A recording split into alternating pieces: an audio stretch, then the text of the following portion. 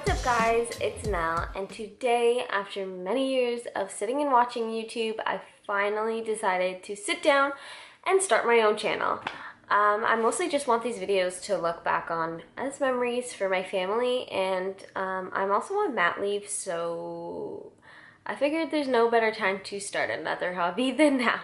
My son is 4.5 months old, and today I have decided to tell the story, or my story, of being 20 years old and pregnant. So it all started last summer.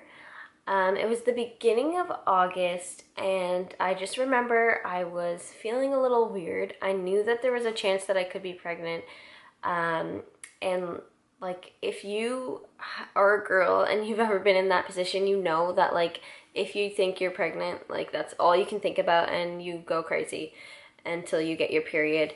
And I could not wait until I got my period. So it was a Tuesday. I don't remember the exact date. I think it was about August 8th or so. It was a Tuesday, and I remember right after work I got a test. I went to Walmart, I got a test, and then I just went straight home and took the test right away. And normally you're supposed to wait for first morning urine, which I'm sure everyone knows, but I don't think anyone does that, and there was no way I was waiting till the morning. So I remember I took the test, I set the test face down on the bathroom counter, I set like a timer on my phone, I sat on my bed, I like left the bathroom, and I remember just waiting. And that was probably the longest 2 minutes of my whole life. But the timer went off, I went and got the test, and I actually took the test and I sat down on my bed and I counted to 3, and I flipped the test over, and sure enough, it was positive. And I can't even begin to explain to you the amount of feelings that I felt in that moment.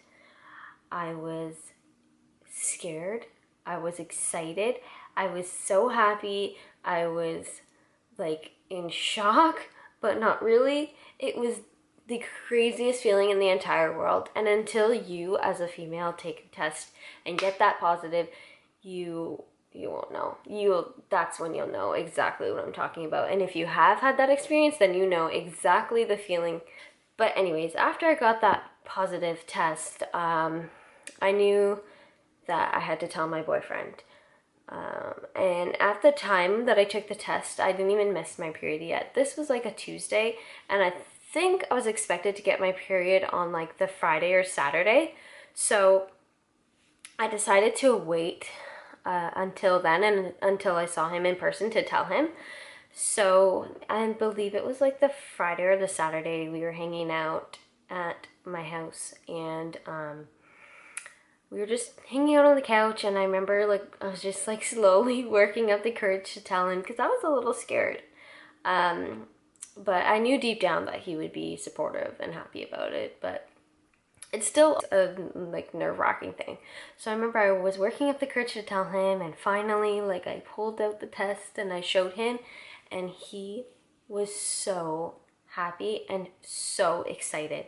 So excited to the point where the next day he went to get a haircut, and he was telling his barber, mind you, I had like just missed my period, like not like just missed my period. And then the next day at work, he was telling everybody at work. And like, I'm like, it's like part of me, like obviously I did not want him telling people that soon, but like I couldn't be mad at him, and I didn't want to be mad at him because he was just so excited, and it made me really happy knowing how excited he was that I was pregnant. So yeah, there was that. And then honestly, my whole pregnancy was a dream. Like, I really wanted to make the weekly pregnancy updates, but like it would have been so boring, because my whole pregnancy was so smooth sailing. Like, my pregnancy was a dream come true. I remember at the very beginning I had some cramping, some pretty bad cramping, which was just my uterus stretching, and I was extremely exhausted. I've slept like all the time as much as I could. I remember, obviously, as you know, if you've been pregnant, there's tons of blood work that you have to get, especially at the beginning. And oh my God, I had to go 3 times for them to try and get my blood work. I went 2 times to my doctor's office, and then I eventually had to go to a blood work lab because nobody at the doctor's office could get my veins.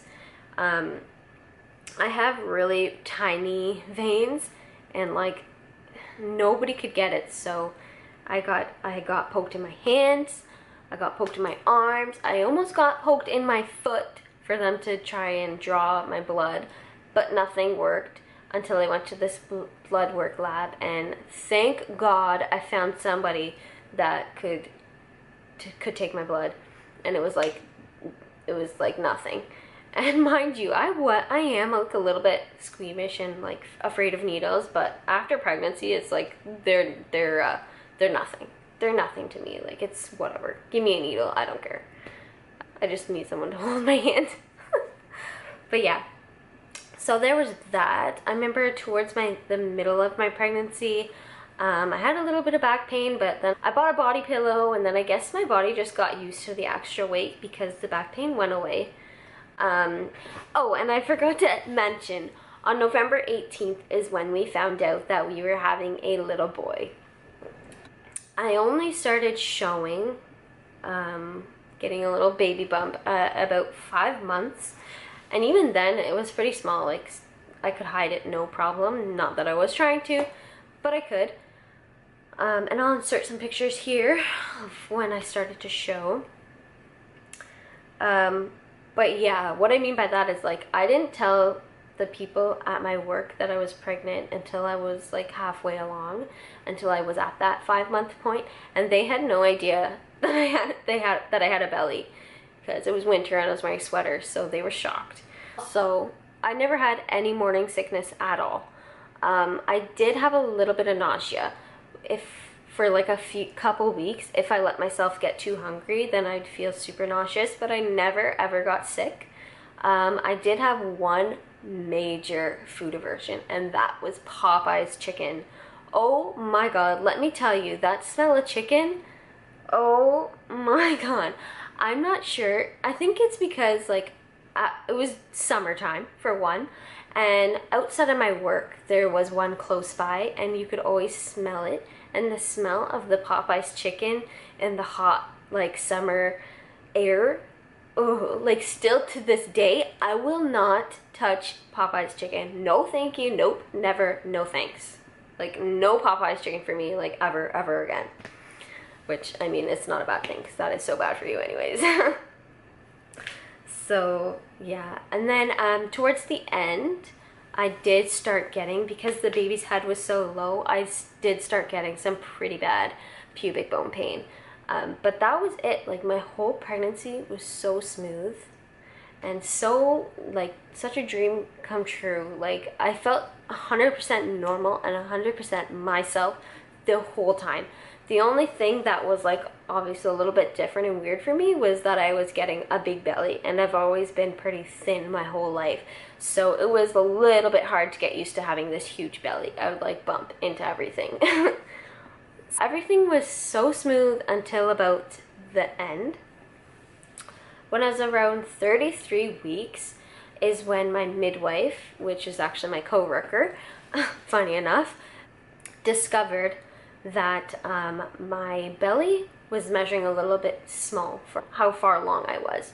So she sent me for an ultrasound. I went and did the ultrasound, and sure enough, it came back that my little peanut was small. He was in the 20th percentile.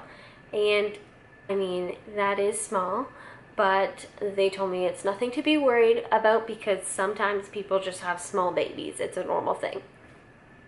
So I was told to just eat and rest as much as I could. And then 35 weeks comes along, and I'm still measuring small, so she sent me for another ultrasound just to like make sure everything was still going okay. And that ultrasound came back, and he was now in the 5th percentile, which meant that he was no longer growing at the same rate. And that's when things kind of took a turn. Like she told me not to be worried, but I mean, how could you not be? It is your baby. Basically, at this time is when I had to be referred to an OB, and that is when I was diagnosed with IUGR, or my baby was diagnosed with IUGR, which is intrauterine growth restriction. So yeah, I had to be referred to an OB because midwives only deal with low-risk pregnancies, and at that point I was beyond her scope. So I was set to meet with this OB on a Friday at a NST clinic, which is a non-stress testing clinic, which basically what you do there is you go to the hospital, you lie in a bed, they put some baby monitors on you, and you just chill there for like an hour while they listen to the baby's heart rate and see how well the baby's moving, just to make sure everything's going okay. So at that point I met with the OB, and she planned for me to meet her on the following Tuesday at her office. I was gonna have an ultrasound and then meet with her afterwards. And that is exactly what happened. Everything went well at the NST clinic. Baby was moving, heart rate was great. And then the following Tuesday, I had the ultrasound. My mom came with me because let me tell you something about me. I am completely afraid, terrified of hospitals and doctor's offices and anything medical like that. I absolutely hate it. I hate it. I don't know what it is. Like, I don't know if it's because I'm germophobic. I don't know if it's because I don't know what it is about hospitals and doctor's offices, but I just cannot deal with them. I don't like them. It gives me anxiety, and I don't like using that word because everybody says that they have anxiety and stuff, but this really does terrify me to the bone. So yeah, so of course my mom came with me. We saw the baby, and then I met with the OB, and she went over the ultrasound, and she said, you know, everything looks good. He is measuring small, but we're gonna have you come to the NST clinic every week, and we're gonna have ultrasounds every week until you deliver. But basically, she sent me on my way, and that was that. My mom and I had lunch together, and then we went shopping for a little bit, and since I knew my son was going to be tiny at that point, they measured him at about a little over 5 pounds, so I knew he was going to be tiny. So that's when I got my first preemie outfit. And then all of a sudden, my mom and I are just shopping, enjoying our time together, and all of a sudden I get a phone call, and it's from the doctor's office, and I'm thinking, oh my god, like, what is going on? And I answer it, and it's the administrator, and she told me, like, you need to come back today. The OB needs to see you. Like, don't like worry. Just come back. You know, she needs to see you today because she's not going to be in the clinic again for the rest of the week. So you need to come today. And at that point, my heart dropped. And you could just imagine how scared and how, like, my heart was racing at that point. So my mom and I drive all the way back to the clinic, and she sits me down. My mom waited in the car at this point, but the OB sits me down, and she tells me, you know, I was looking over the ultrasound again, and I noticed that, basically told me that there was something wrong with the blood flow to the baby through the cord from the placenta. There was something in his brain showing that there wasn't enough blood flow. And she asked me, she said, so when are you going to be 37 weeks? And at that point I was 36 weeks and 2 days. So I was like, on Sunday. And she's like, okay, we're going to induce you. And I'm like, like, what? And she's like, yeah, we'd rather be safe and just induce you. So you're gonna be induced on Sunday, and she set the whole plan for that. And you can only imagine how I felt because, you know, I was going from thinking I have another 3 weeks to prepare for this baby. Meanwhile, like, I only have like 5 days and nothing was ready yet. I didn't finish doing all of his laundry. His room wasn't all put together. I didn't have my hospital bag packed. And it was just like all these things were running through my mind, and I was freaking out, like freaking out. I remember after the appointment, obviously I got in the car and I told my mom the news. And then I called my boyfriend right away. His name is Brandon. So I called Brandon right away and I told him, and he was like, oh, okay, like, no big deal. He's like, what, did you think the baby was gonna be in there forever? But it's like, no, like, I just thought I was gonna have all this time left to prepare, and all of a sudden I don't. And, you know, like, I'm terrified of hospitals. I wasn't scared to give birth, believe it or not. I was not scared for that at all. I was just terrified for the hospital. And like, luckily enough, like, I work with the midwives, so I know them and they're like family to me. So it was so much, like, it made me feel so much better knowing that they would be there with me all along for the whole process. And, you know, it's people that I trust. And so anyways, that was my pregnancy. I think I'm gonna go into my labor and delivery in another video because this video would be extremely way too long. So look forward to that. And I just want my story to be out there because I want women to know that, like, your pregnancy might not necessarily be that bad like some women make it out to be. Like, you could get lucky like me and have the most amazing pregnancy. I never had any trouble sleeping. I never had any like sickness. Like, I had little aches and pains, but it was nothing to be complaining about. Like, I felt so good the whole time, and I worked the whole time up until the Thursday before I was induced. So yeah, that was my story of being 20 and pregnant. I mean, I couldn't have asked for a better pregnancy. And thank you so much for watching this video. Please like and subscribe, and please comment if you had like a major food aversion for your pregnancy like I had. Mine was Popeyes, and I still can't touch Popeyes. Let me know down below if you have something like that, and let me know whether or not you can eat it today. Alright, so that about wraps up my video. I will see you guys in my next video. Bye!